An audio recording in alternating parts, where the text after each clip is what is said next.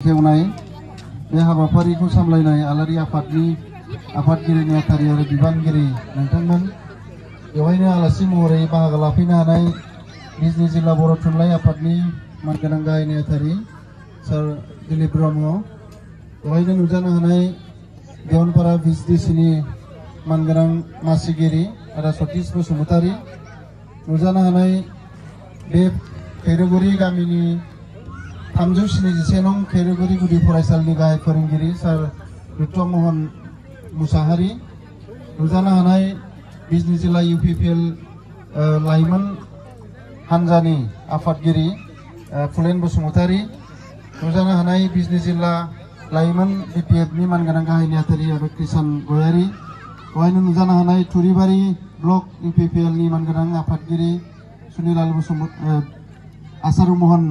बसुमतारी गाहाय नेहाथारि सुनिलाल बसुमतारी बिथांमोन लोगोसे बेवहाय नुजानाय देवनपारा प्राइमारिनि मानगोनां आफादगिरि लोगोसे गासैबो बेवहाय नुजानाय दैदेनगिरि नोंथांमोन दखरा एबसु आरो दालाय एबसुनि गासैबो बिबानगिरि लोगोफोर खैरोगुरी गामिनि आफादगिरि नेहाथारि गावबुरा आरो गासैबो रायजो राजा नोंथांमोन गिबियावनो 1432 खुंगुर राजा मायथाइ रंजालि बैसागुनि गेदेरफोरनिसिम खुलुमनाय सिबिनाय लोगोफोरनिसिम गाहाम हामलायनाय आरो उन्दैफोरनिसिम अननाय मोजां मोननाय आरो बोर सारस्रिनायखौ बावबाय गोबाव बिबुंथि लाखिनायनि सम नङा बयबो रंजानांगौ बैसागुआ बिबुंथिनि नङा रंजानायनिसो बेखायनो फंनैसोल' बुंनानै बैसागु थिलिखौ बेखेवना होगोन आरो नोंथांमोन बयबो रंजागोन बेखौ खावलायबाय रंजालि बैसागुआ बर'नि दोरोङारि फोरबो बर'नि माहारियारि फोरबो बेखौ बयबो गोरबोजों बजबनानै लानांगोन दा जोङो नुयो गोबां जोंनि बर' मानसियानो बैसागुआ धोरोमजों लोब्बा गोनां बाथौ धोरोमारिफोरनिसो होननानै फालिनो नागिरा नंगौ बैसागुआ बर'फोरनि बाथौ धोरोमजों लोब्बा थानाय फोरबो नाथाय जोङो सिगां समखौ नायोबा बर'आ गुबुन जेबो धोरोम गैयामोन मोनसेल'मोन बे जाबाय बाथौ धोरोम गुदि बाथौ बेल'खामोन आरो बिनि नेमखान्थिजोंनो गासै समाज बेबस्थाफ्रा जायोमोन दा बेखायनो बर'आ जेब्लानिफ्राय जोनोम मोनदों बर' हारिया बै समनिफ्राय रंजालि बैसागुखौ बोथोरजों लानानै खाब जाबोनायखौ जोङो नुनाय जादों दा बेखायनो जोंनि बाथौ धोरोमनि नेमखान्थि बायदियै जेरैहाय सिजौआ सिरिबा सिफुंनि गरङा गरंबा थाइगिर खङा खंबा बर' बोराइनि आसारा मोनबा होननाय बायदि जोंनि दा बैसागोनि गासै नेमखान्थियाबो मोनबा जानानै दङ नाथाय दिनैनि थारिखआव जोङो माखासे मुवा बेसादफोरखौ मोनैखाय मोननै मोनथामजोंबो फालिनायखौ जों नुदों जोंनि रंजालि बैसागुआव संक्रान्ति चैत्र दाननि जोबनाय अक्ट'आव संक्रान्ति फालियो मोसौ थुखैनायनि बेवहाय जे जोङो गलिनि खनायाव हख्लायाव जे थुयो बियो गासिबो मोनबा जानांगौ जोंना दिनैहाय रायदों थागोन दिग्लिलिथि थागोन बाब्रिखब थागोन मोखोना बिबार थागोन आरो खाथ्रि बिबार मोनबा बेनिफ्राय माला जे सुनानै होयो दाथ' जों नुयो लाव फान्थाव आरो हालदैखौल' होयो बेबो मोनबा जानांगौ लाव फान्थाव हालदै गोथै सामब्राम आरो दावा बिबाराव खिन्थु मोननो थाङैखाय बाहायनो नागिरला आरो बे मोनबा जाजोबनांगौ आरो बर'नि आसार बायदियै मोनबाखा नालाय बर'नि आसारा बे मोनबाजों जानांगौ दा जोङो बेखौ जास्ट नेम बायदिल' खालामनायखौ नुसै दाना बैसागोखौ बर'फ्रा एखेबारे गाजा गोमजायै फालिबोदों सप्तासे फालिदों संक्रान्तिनिफ्राय लानानै संक्रान्तियाव मोसौ थुखैबाय दा बेखौ जोङो दा बुंनो नागिरो 1432 बांला होननो नागिरो आरो खिन्थु बे बैसाग जेथो आसार सावन बेखौ बर'फ्रासो सानदों बेखौ खुंगुर राजा मायथाइ होननानै बुंदों गोदो बर'फ्रा रायजो दंमोन राजा दंमोन बै समाव खुंगुर राजा मायथाइ खालामनानै बेखौ सानबोनाय जादों दा बेखायनो बैसागोआ जोंनि गोदान बोसोर बैसाग जेठ आसार सावन भाद्र आसिन खाथि आघन सैथो बैसाग बे माने सैथोसिम 12 दान बैसाग फैयोबा गोदान बोसोर बेखौ लानाय जायो दा जोंनाव जोंनि रायजोआव सोनाबारिफोर ब्रिटिशफोर रायजो खुंनायनि उनावसो जोंनो जानुवारिखौ गोदान बोसोर खालामनानै होलांबाय नङाबा जोङो बे माने खुंगुर राजा मायथाइखौनो फालिबोबाय थादोंमोन बर'फ्राबो आरो बेखौ लानानैनो जोंहा बर'फ्रा सोलायस्लु आखुनिखाय जोंनि उनाव फैनाय गुबुन हारिफ्रा जोंनिफ्राय खावनानै लांनानै बैसागुखौ आलादा माने गावसिनि नामजों होनानै फालिनायखौ नुदों दा जोंनियाव बैसागुआ मोननै रोखोमनि खामोन बर'फोरनिया जोंनाव माने जेंना गोनां बैसागोनो मोनसे मान गोनां बैसागो दा बेखौनो मालाय हारसाफ्रा लांनानै जें बिहु खालामहैबाय जेंना गोनाङा जाहैबाय गामिनि न'नि सिथ्लायाव सेंग्राजों सिख्लाजों मेथाइ रोजाबनो हाला जंखायनाय बेखायनो माने गामिनि दंफां सायायाव फोथारनि दंफां सायायाव थांनानै मेथाइ रोजाबहैयो बिमा बिफानि बिबथै बिमायनि सिगाङावथ' आदा आगै होननानै मेथाइ रोजाबनो हाला बेखायनो जिङाव थांनानै दंफां सायायाव थांनानै गामिनि एसे जिङाव थांनानै मेथाइ रोजाबलायोमोन आरो बेखौ जेंना गोनां बैसागो दा बिसोरो जें बिहु होननानै फालिबाय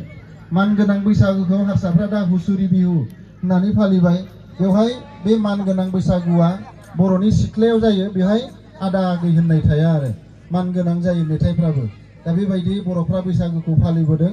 दा जोङो बेखौ इयुन समसिमबो जोङो फालिलांनांगोन बेखायनो जिहेतु बैसागोआ बर'नि बोथोरजों सोमोन्दो थानाय फोरबो बेखायनो जोङो साफ्रोमबो बर'फोरखौ बेखौ जोंनि माहारियारि फोरबो हिसाबै फालिजानो लुबैदों बे ख्रिस्टियानो जाथों बे ब्रह्मआनो जाथों गासैबो जिखि धोरोमाव थाया मानो जों बर' माहारि जों बर' हारि बैसागुआ जोंनि बर' हारिनि बेखौ जों बयबो फालिनो थाखाय जोङो खावलायनाय जादों आरो जोङो बे बैसागुखौ एसे आलादा रोखोमै लांनो नांगोन सिगाङाव जोङो सिथ्लायाव फालिबाय न'नि सिथ्लायाव दाबखा सिबनानै जौ लोङै लोङै बैसागु रंजाबाय बेखौनो एसे लेखा गोरों समाजाव लेखा गोरों नुजानायनि उनाव एसे साननो हानायनि उनाव ओनसोल लानानै आफादफोर दाबाय बै आफादफ्रा दिनैहाय गासिबो सनाथि मायथाइ फालिजोब्बाय फानबारिनिफ्राय माख्रासिम उदांस्रि आफाद दाबाय उदांस्रि आफादा देग्लाय 50 बोसोर रंजालि बैसागु फालिबाय बेबायदिनो बिजनी ओनसोलनि बैसागु खुंनो थाखाय कुटुबलियाव खुंनाय जायोमोन महर्षि रंजालि बैसागु खुंफुं आफाद बेबो सनाथि मायथाइ फालिबाय मंगलियानथिं खुंनाय जादों अनजालि आफाद बिथांमोनाबो देग्लाय सनाथि मायथाइ फालिबाय बेबायदि आफाद दानायनि गेजेरजों बैसागुखौ एसे साबसिनै खुंसै बयबो धोनि गोरिब रोंनाय रोङि जयै रंजानो हानाय बायदियै जोङो बैसागुखौ रंजानायल' नङालाबानो जोङो गथ'फोरनोबो बिनि गेजेरजों सावगारि आखिनाय थुनलाइ खन्थाइ आवरायनाय जोङो लानानै बिसोरखौबो बैसागो रंजानायजों लोगोसे फरायनाय लिरनायाबो सावगारि आखिनायाबो जाहाथे थांफायो बेखौ लानानै बायदिसिना हाबाफारि बादायलायनाय हाबाफारि लानानै खुंनायखौबो जों दिनै नुबोबाय दा बेखायनो जोङो बैसागुखौ एसे साबसिनै खुंबोदों नाथाय जोङो दिनै नुदों गोबां जायगायाव दा देंखो मोनाबिलिल' लायो बेबायदि बैसागो मोसानाय लाया रेडिमेड मेथाइजों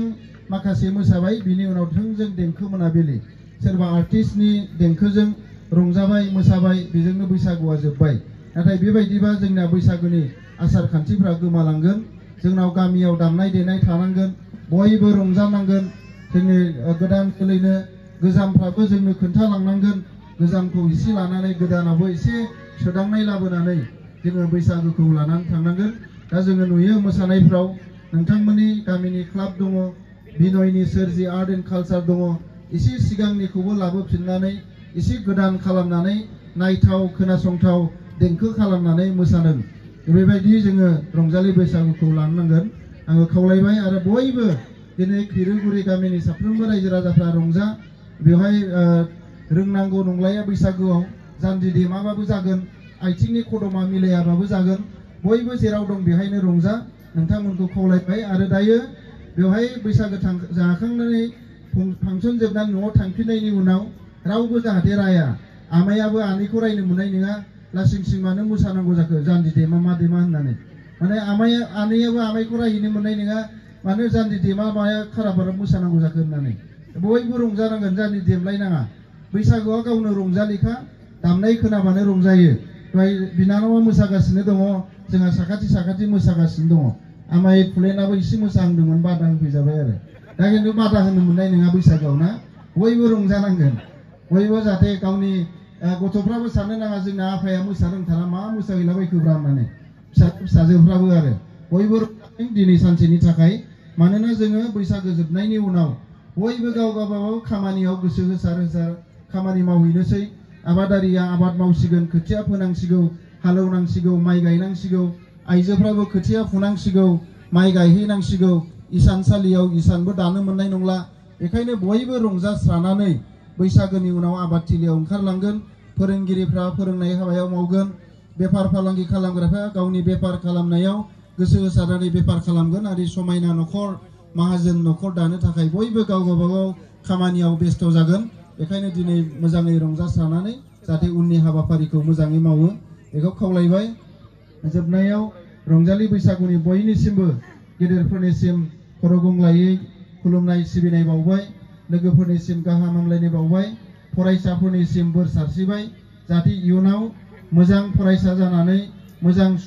सुबुं सम्पद जानानै ओंखारहैनो हायो आरो दिनै जायफ्रा 80% मोनबाय फार्स्ट डिभिजन मोनबाय फैबाय थानाय सोलोंथाइया जाहाथे मोजां जायो आरो बयबो गोसो होसारनानै नाजायो HSनि 80%आ डिग्रियाव थांनानै आरोबाव साबसिन खालामहैनो थाखाय नाजागोन दिनैनि जुगजों दिनैनि बादायलायनाय मेरिट जुगजों थांनो थाखाय पार्सेन्टआ बिराद दरकार जाबाय गुन गोनां सोलोंथाइजों लोगोसे पार्सेन्ट लानाया जाथारनांगोन बेखायनो जेसे हायो बारायबाय थानो नाजा जोबथासिम जेब्लासिम 100 मोनहैया अब्लासिम नाजानाया थाबाय थानांगोन दा बेखायनो 100 मोनग्राफ्राबो जाहाथे 100नि गाहायाव फैया बिनि थाखाय जेब्लाबो नाजानाया थानांगोन बेखायनो गासिबखौबो उन्दैफोरखौ फरायसाफोरखौ बोर सारस्रिबाय बयनिसिमबो खुलुमनाय सिबिनाय अननाय मोजां मोननाय बावनानै दिनैनि बैसागो थिलि बेखौ बेखेवबाय होननानै फोसावबाय आरो आंनि बिबुंथिखौ फोसावबाय गोजोन्थों।